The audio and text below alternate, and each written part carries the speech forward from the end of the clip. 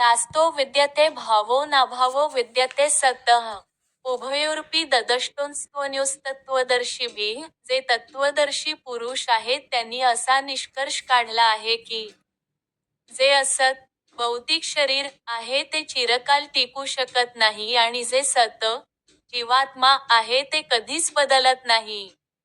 या दोन्हींच्या स्वरूपांचा अभ्यास करून तत्वदर्शी परशांनी असा निष्कर्ष काढला आहे.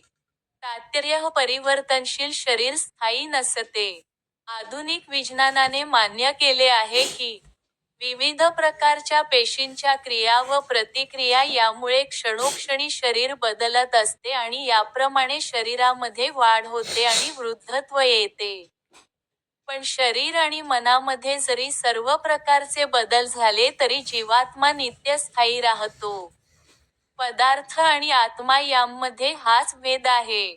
स्वभावतः शरीर नेहमी बदलत असते आणि आत्मा शाश्वत असतो.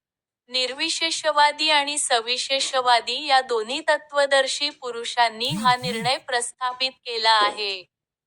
विष्णुपुराणामध्ये 2:12-38 सांगण्यात आले आहे की विष्णू व त्यांचे धाम या सर्वांना स्वयंप्रकाशित आध्यात्मिक अस्तित्व आहे.